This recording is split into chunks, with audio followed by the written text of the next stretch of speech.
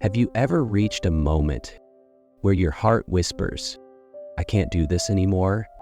If yes, this story is for you, because sometimes the moment you want to stop is the moment life is about to open a new door. Stay with me.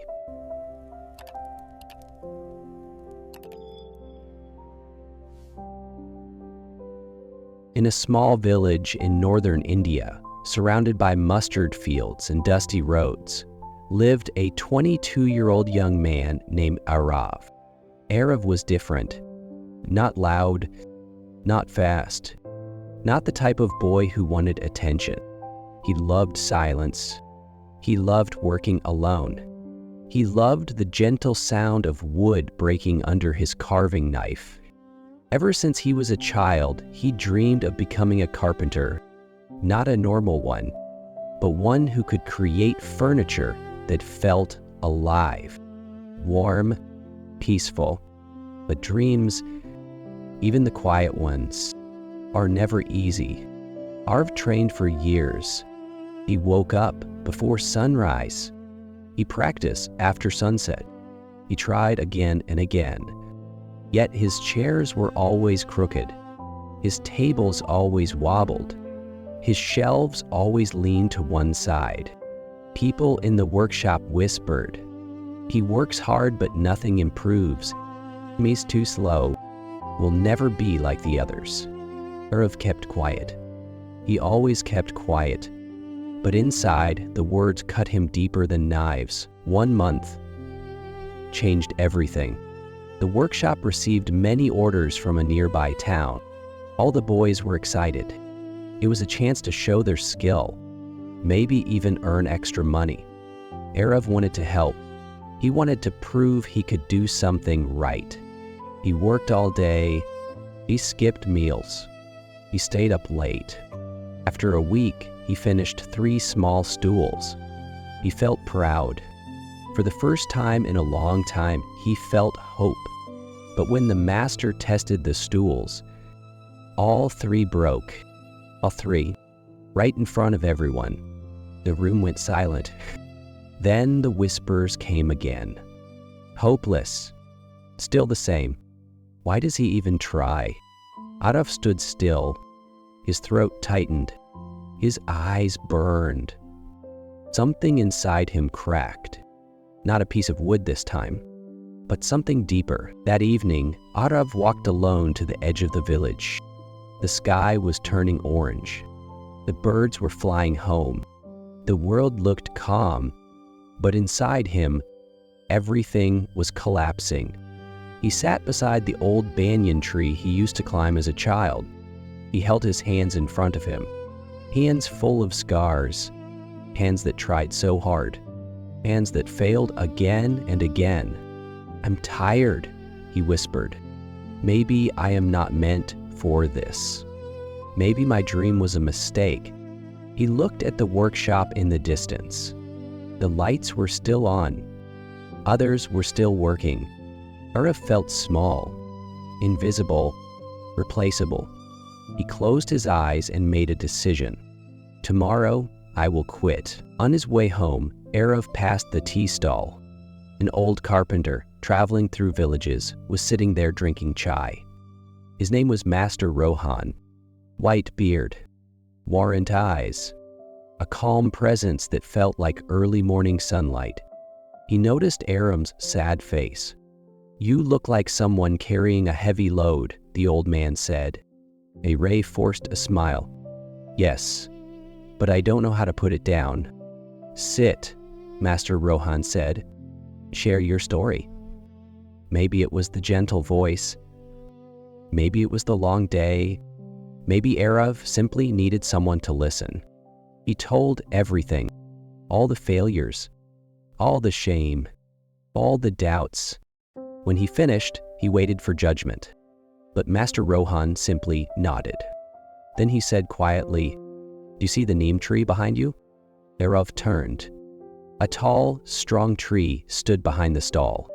That tree, the old man continued, was the slowest growing tree in this village. Arav frowned. Though, how did it grow so tall? Master Rohan smiled, because it grew where nobody could see. Deep roots, strong roots, roots that took years. He paused, then added, "You are growing roots, Arav. Your hands are learning. Your heart is learning. You only fail when you stop growing." The words entered Arav's heart slowly, like warm water soaking dry soil. That night, Arav didn't sleep much. He kept hearing the old man's voice.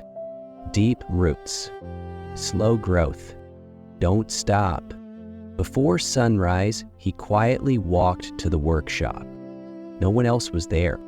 Only him. Only silence. He selected a simple block of wood.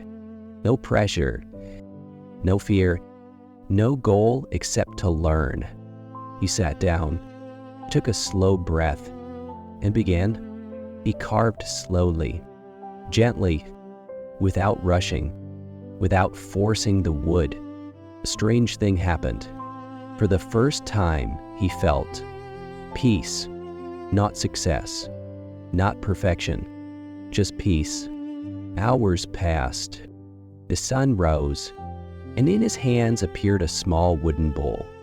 Not perfect, not shining, but balanced, smooth. One. Arav smiled, a soft smile he had forgotten he had. The next day, Arav took the bowl to the village market. He didn't expect anything. He just wanted to try. People walked by. No one stopped. Minutes turned into hours. Then suddenly, a woman in a yellow sari picked up the bowl. Her fingers moved along its edges. She closed her eyes. "This feels peaceful," she said. Not perfect, but full of heart. She bought it. Just one sale. But for Arav, it felt like a sunrise after a long night. The next week, she came back with 2 friends. They also bought Arav's work. Word spread. People said, "Arav's wooden bowls feel alive." They might carry emotion. They feel calm. His pieces didn't look like the others. They looked like him. Warm, patient. 1 year passed. Arav stood inside his small workshop, in his own workshop. Sunlight touched the wooden shelves. The walls were filled with his handmade pieces. Each one a story. Each one a moment he chose not to quit. A sign hung outside, handmade, with quiet courage. People from nearby towns came to buy his work.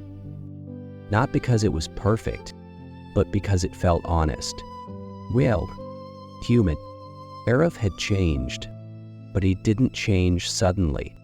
He changed slowly, like roots growing in silence. My friend, if you are listening to this, and maybe you also feel tired, maybe you also feel stuck, maybe life feels slow, and everyone else seems ahead of you. But remember, slow growth is still growth. Small steps are still steps. Deep roots take time, and the moment you want to give up is often the moment just before your breakthrough. Your story is not over. Your roots are still growing. If this touched your heart, please like the video, share it with someone who needs hope, and remember, never give up. Walk slowly, walk quietly, walk bravely. Do not wait for tomorrow. Begin today, even with the smallest step. Thank you for listening to Inner Tales. If this story touched your heart, don't forget to like, share, and subscribe so you never miss another tale that brings warmth, clarity, and a little more light to your inner journey while helping you grow day by day in your English learning.